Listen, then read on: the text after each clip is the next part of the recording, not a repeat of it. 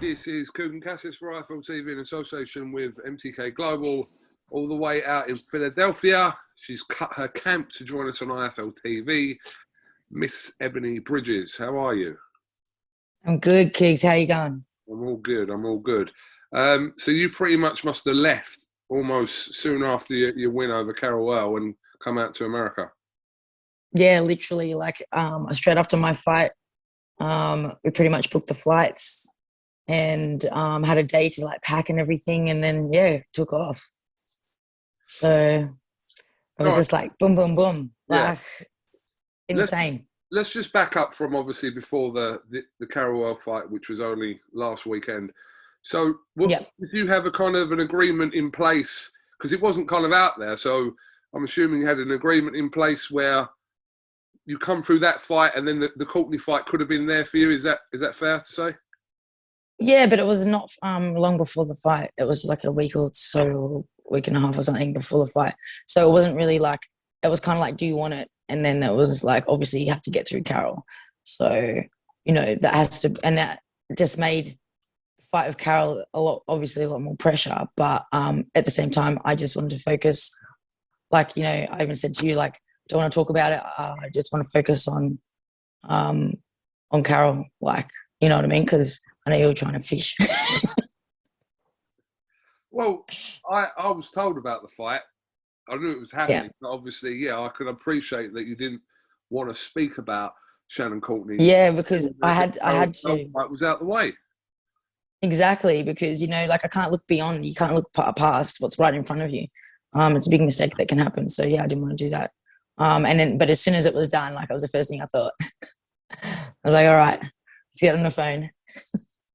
So, all right, so let's back up to now, I don't know, maybe 10, 11 months ago when we did our first interview. And, we've spoken about Shannon then, but your profile since then has kind of dramatically risen, and that's down to you, really. Yeah. It's not like you've had a big PR push from whoever. You've been self-promoting yourself for the last year or so, more so that I've noticed. And here we are now. You're in a situation where you're flying over to England to fight for a world title.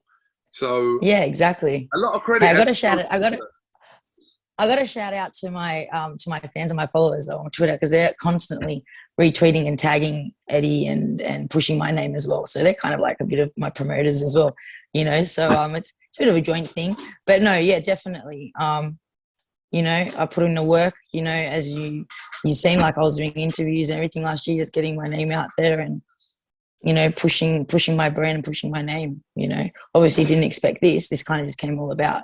End of last year with the Rachel Ball fight and all that kind of stuff, the whole world title thing. And but you just take it, don't you? You're not going to say no. Absolutely. Nah, sorry, I might just wait a bit. Wait a couple more fights. No. Fuck, who would do that? So you're an idiot. So even though we spoke about kind of the potential of Shannon, and I was more speaking to you because she was someone in and around your weight, etc., and it was exactly, it was that kind of conversation back then. But in the space of time, it's led to obviously for Rachel Ball not being available as well. Yeah, well, that's the thing is that it was kind of something that everyone was talking about, for nearly the last year, putting me and Shannon's name together, because obviously we're around the same weight. She's always been one weight above me, but now she's coming down to bantam. So, the fans just want to see it. They saw me and her, and they thought it was going to be a good fight. So they were always just calling for it, always tagging her and all of my stuff. I didn't even need to call her out at all, not once. I didn't even need to tag her in anything, because it was just everyone else was doing it. There was really no need to do any of that. And I was just, when I first started, obviously getting on Twitter and trying to get my name out there, it was more just because I just wanted to fight in the UK with the British fans, because I love the British fans and how loud they are and just how wild it is. I just thought that'd be mad. I didn't care. And I think I even said that to you in the interview. I don't care who I fight. I just want to fight in the UK, but obviously the fact that the fans want the fight with Shannon, and they built it, man. They built it. There was a bit of back and forth between us, but it was nothing really, it's just banter. It was nothing deep or whatever, because it wasn't needed to be done. They're calling for it. So again, let's just kind of go back to how this situation arose now for the 10th of April. So Yeah. Shannon Courtenay fights Rachel Ball back in August. Obviously loses that fight, and then she has another fight, which she won in December. But due to her fighting the rematch in February, so that got pushed back to April. Yeah. Probably give Rachel Ball more time to recover. She hasn't recovered. We do send out obviously our best to Rachel Ball and hope she comes back very soon. And so the WBA world title is now left without another side to it. So I'm assuming as soon as this was put to you rather, that you just didn't really take too long to think about this and decide. Not 1 second. No. Not 1 second. I was like, let's do it. And it was also because it wasn't 4 weeks notice or 5 weeks notice and I hadn't been training. I was getting ready for a fight, so I knew I was going to be ready. Obviously a different opponent and not as much time to mentally prepare for just one person, but it's still, I'm in condition and I'll be ready. You know what I mean? I just had to get through that fight. So it was no question. I love to take fights, and it was a fight that everyone wants, so I want to give it to them. I haven't blocked. And it's funny how destiny happens, you know what I mean? It kind of all happens the way. It's just crazy how everything kind of happened, because obviously last year in November I was supposed to fight Rachel, then I got injured, and then they obviously Rachel was petitioning to fight me again. She wanted to fight me straight away, not have the rematch with Shannon, but Eddie wanted to have that fight early in the year. You know what I mean? I wasn't going to be ready because of my shoulder injury, so then they ended up being booked for that their fight, the rematch, and obviously getting a title fight, and Eddie promised me the winner, and then that got pushed because Rachel got COVID, and then obviously, like we said, she didn't recover, and now it's come back around full circle, and now it's a big fight that everyone really wanted from the start. Yeah, apologies. I forgot to actually put that bit in, which is quite crucial, that you were meant to fight Rachel Ball, and then that fight happened as well in the mix of all this. Exactly. So that was the original fight, and then the winner fights Shannon, and then it became, because of my injury, it became Shannon and Rachel, and then I fight the winner. And now it's Rachel's out, so me and Courtney fight, and now we fight. Rachel fights the winner, as far as I know.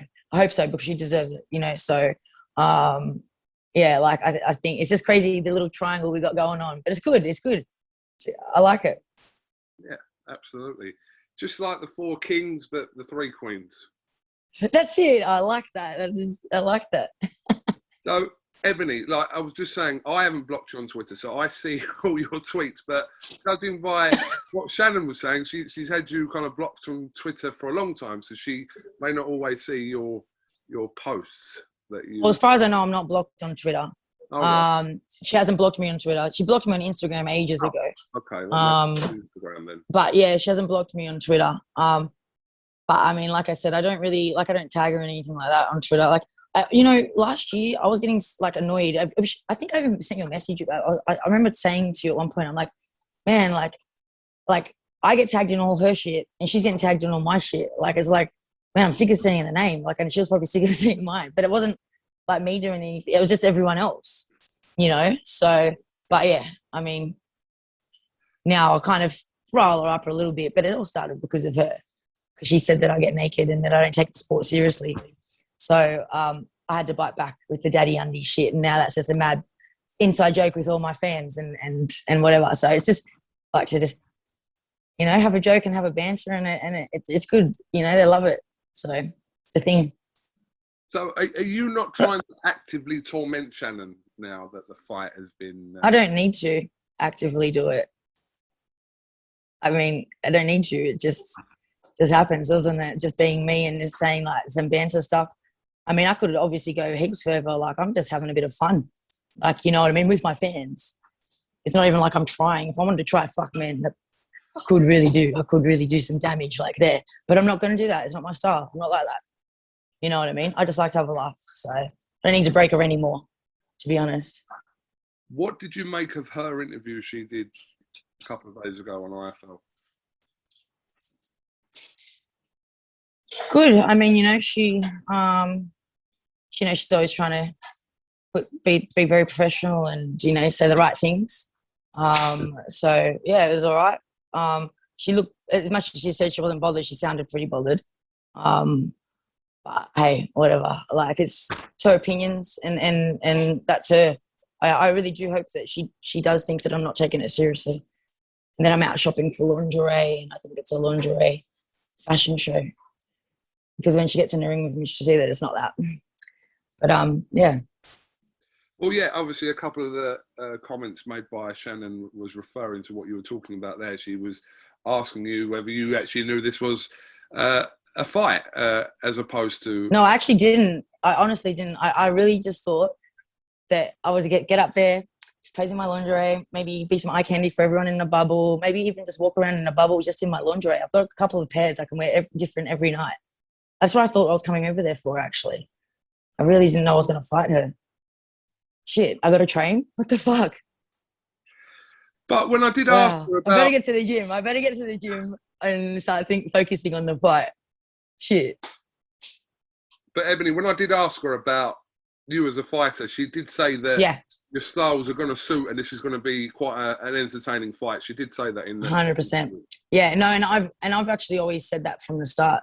I've always said that about our styles. I think it would be a really good fight. Good fight for the fans. I think that's why the fans want it too, because, like, you know, besides my weigh-ins, I think they want to see a good fight, and we will do a good fight. She's skilled. She can box. She got power. You know, it's going to be an exciting fight. Definitely. She trains hard, man. And like I said, I respect her, and I've always said I respect her as a fighter. 100%. So, and I think she deserves a shot just like me. You know, like I was just saying something the other day, like just before, about, you know, people complaining about how we're getting this shot for this title. Like, it's women's boxing. You know what I mean? And it's her 8th fight, you know, and people are complaining that she doesn't deserve it. Like, you know, you got all these other girls like Terry Harper and Chantel Cameron and all these girls fighting for world titles, IBO titles, and their 7th fight, 8th fight. Like, what's the difference? Why can't Shannon get a shot? Why can't I get a shot earlier? You know what I mean? I don't remember. Do you know what I mean? Yeah, I was going to ask you about that, because there has been a little bit of criticism I've saw. A little bit, yeah. But it's like... Yeah, people questioning whether yourself and Shannon, what have you kind of done to warrant the world title shot? I have seen that. But, yeah, but it's like, well, what has everyone else done, warranted it? Like, it's like, congratulations, guys. Wow, you're getting a world title fight on your 7th fight. Like, oh, like, yeah, I think, like, Terry got her IBO on her 7th fight or something, and then disputed at 9. It's like, wow, congratulations. How fast did you get that? But then me and Shannon, it's like, oh, they don't deserve it. They've only had 5 fights. They only had 6, 7 fights. Like, what's the difference? Because I don't know. I don't know what the difference is. Well, no, you're right. Seems to be a bit. I feel like it's a bit biased, to be honest. Like, but hey, I don't know. Me and Shannon are honestly going to put on a fucking great fight. I know we will, and then we're going to prove everyone why it's for a world title and why we've got this fight happening, and why, you know, because we're going to put on a good fight, 100%. But, I mean, people that have followed women's boxing over the years should know that it is fast-tracked, and you don't have to have that many fights to put yourself into contention of a world title because of the lack of women fighting. So if the pool was bigger... And you know, exactly. And when it's a vacant title, if you know boxing, you know what happens to vacant titles. Like, anyone can fight for a vacant title, like, to a degree. You know what I mean? Like, do you know boxing? Like, the people that are commenting clearly don't know boxing, or they're, like, oblivious and not realising the difference between men and women boxing. The problem with men's is it's hardly ever any vacant titles. So the pool's so huge, you know what I mean? But it's like every girl fights for a vacant title. Like all the matchroom girls. Yeah, I mean, I think we take kind of possibly Katie Taylor out of the equation here with... Oh, yeah. She's beaten, you know, multiple champions, etc. But I do see your point, but it's not... But, you know, I'm being like, you know, what do you call it? Like, obviously not specific, but just in general, you know. Yeah, of course. And I don't blame the girls. You've got to take opportunities when they're presented to you. Regardless. Yeah, definitely. Listen, you'd all rather fight the champion, beat the champion, but when the opportunity arises, whether it be a vacant title or not, you've got to take it. And that goes for the men's. 100%. It goes for the men's. 100%. Exactly. And then when we do fight and you win, then you can defend it. And that's even more like you can, when you defend it, you know what I mean? Defending a title is just next level.